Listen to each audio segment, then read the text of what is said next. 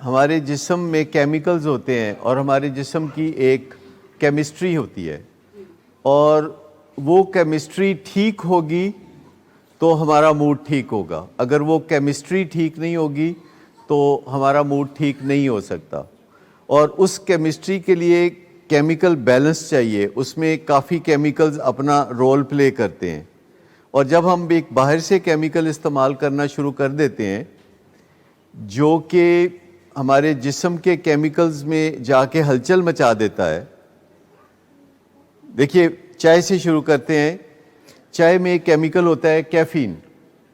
جو کہ ہمارے جسم میں جا کے ہمارے دماغ میں جا کے تو دو پیغام دیتا ہے.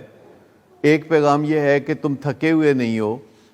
اور دوسرا پیغام ہے کہ تمہیں نیند کوئی نہیں آئی ہوئی. جبکہ ہمارے اپنا جو کیمیکل ہے اس کا نام ہے ایڈینوسین، جس کی شکل کیفین سے ملتی جلتی ہے. اور ایڈینوسین اللہ نے ہمارے دماغ میں اس لیے رکھا ہوا ہے کہ جب ہم تھک جائیں تو ہم آرام کریں، اور جب ہمیں ضرورت ہو تو ہم نیند کی طرف چلے جائیں، ہمیں جمائیاں آنی شروع ہو جائیں. جیسے رات کو آپ سب اس تجربے میں سے گزرتے ہیں، لیٹ آورز میں جب آپ کسی وجہ سے جاگ رہے ہوتے ہیں تو آپ کو جمائیاں آ رہی ہوتی ہیں اور آپ کی آنکھیں بند ہو رہی ہوتی ہیں اور آپ سونا چاہتے ہیں، اور یہ ایڈینوسین کی وجہ سے ہوتا ہے. ایسے میں اگر آپ ایک چائے کا کپ پی لیں یا ایک کافی کا کپ پی لیں تو ایڈینوسین کو ہٹا کے تو بیچ میں کیفین آ جائے گی، اور وہ ہمارے دماغ میں ایک ڈسیپٹیو پیغام دے گی کہ آپ کو کوئی نیند نہیں آئی ہوئی اور آپ کوئی تھکے نہیں ہوئے، آپ پارٹی کرتے رہیں، لگے رہیں. اور یہ جو روشنیاں آئی ہیں شہروں میں جو کہ پہلے نہیں ہوتی تھی اور لوگ جلدی سو جایا کرتے تھے، تو اس سے ماحول ہو گیا ہے کہ لوگ راتوں کو تھوڑا دیر تک جاگنا شروع کر دیا ہے لوگوں نے. اور اس کے لیے ان کو چائے، کافی اور ان چیزوں سے، اور پھر سگریٹ سے، اور پھر نشوں سے، اور پھر شراب سے،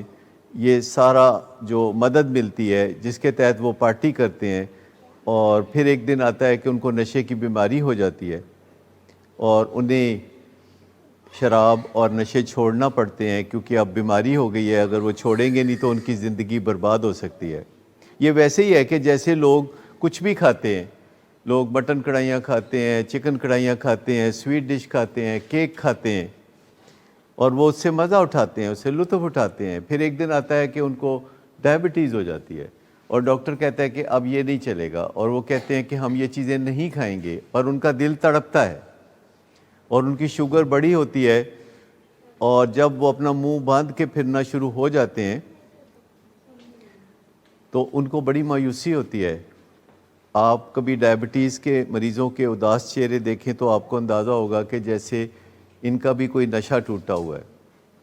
اسی طرح جن کو دل کی تکلیف ہوتی ہے، جو لمبے لمبے منصوبے بنا رہے ہوتے ہیں کہ ہم یہ کریں گے، ہم وہ کریں گے، اور یکدم ایک دن ڈاکٹر ان کو کہتا ہے کہ دل کی 3 خون کی نالیاں بند ہیں اور آپ کو سٹینٹ ڈالیں گے،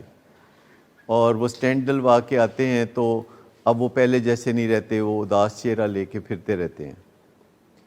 اور وہ ہر وقت سوچتے ہیں کہ پتہ نہیں کس دن زندگی ختم ہو جائے گی، اور وہ اسی بے چینی میں رہتے ہیں. اور وہ ڈاکٹروں سے یہ جاننا چاہتے ہیں کہ آپ مجھے گارنٹی دے سکتے ہیں کہ مجھے ہارٹ اٹیک نہیں ہوگا اور میں بالکل ٹھیک رہوں گا. جیسے ابھی آپ کا بھی سب سے بڑا مسئلہ یہ ہوگا کہ کہیں کل کو یہ گڑبڑ تو نہیں کر دے گا، اور آپ اس چیز سے ڈرتے ہوئے انڈے کے چھلکوں پہ چلتے ہیں کہ اس کی اگر یہ بات نہ مانی تو یہ کہیں ریورس گیئر نہ لگ جائے، کیونکہ آپ کو کلیئرلی نہیں پتا کہ وہ کتنا ٹھیک ہو چکا ہوا ہے اور کتنا ٹھیک ہونا باقی ہے. اگر آپ کو کلیئرلی پتا ہو کہ لاہور سے چلتے ہوئے جب میں ملتان پہنچا ہوں تو 200 کلومیٹر 200 میل میں نے طے کر لیا فاصلہ، اور کراچی تک جانے کے لیے مجھے 550 میل اور کرنا پڑے گا. لیکن اگر آنکھوں پہ پٹی باندھ کے آپ کسی سفر پہ چل پڑیں تو آپ کو بالکل اندازہ نہیں ہوتا کہ آپ منزل سے کتنی دور ہیں یا اپنے گھر سے کتنا قریب ہیں، آپ کو کچھ پتہ نہیں چلتا. تو کیا آپ چاہیں گے کہ نشے کی بیماری میں آپ کو پتہ ہو جائے اور آپ خام خواہ فالز ہوپ میں نہ پڑیں؟ اگر کسی کو نشہ چھوڑے ہوئے 1 ہفتہ ہو گیا ہے یا 10 دن ہو گئے ہیں تو پھر آپ کو پتہ ہو کہ ابھی اس نے صرف نشہ چھوڑا ہے، ابھی یہ ٹھیک نہیں ہوا. یا آپ نے جو کہا تھا نا کہ ہم چاہتے ہیں ٹھیک ہو جائے، تو اب آپ کو میرے خیال ہے وقت کے ساتھ ساتھ پتہ چل گیا ہے کہ آپ کا بچہ ٹھیک ہو رہا ہے پر ٹھیک ہو نہیں چکا، اور نشہ کسی دن کرنا یا نہ کرنا ہمارے لیے خوشی یا غم کا باعث ہو سکتا ہے، لیکن ہمیں اپنی منزل کا پتہ ہونا چاہیے،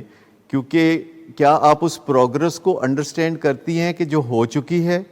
اور اس پروگرس کو آپ سیکھ کرنے کے لیے تیار ہیں جو ابھی ہونی ہے، اور اس میں اگر آپ کے ساتھ بات کرتا ہے آپ کا بچہ تو اخیر میں آپ کو اس کی بات ماننی ہے کہ اس نے آپ کی بات ماننی ہے، اس نے آپ کی بات ماننی ہے۔ پر اگر وہ کہتا ہے کہ دیکھیں اگر میری بات مانیں گے تو پھر پھل پائیں گے، اور اگر آپ میری بات نہیں مانیں گے تو پھر دیکھنا کی ہوتا ہے، تو پھر آپ کو بے چینی ہوتی ہے، اور پھر آپ کہتے ہیں کہ یا اللہ پھر تیرا ہی آسر ہے، پھر آپ گریسفلی آپ اس چیز کو ایکسیپٹ کر لیتے ہیں۔ لیکن قبل از وقت آپ ایسا نہیں سوچتے کہ یہ کام ہو چکا ہے، آپ کہتے ہیں یہ کام ہو رہا ہے۔ دنیا میں کہا جاتا ہے ریکورنگ ایڈکٹ، کبھی یہ نہیں کہا جاتا ریکورڈ ایڈکٹ۔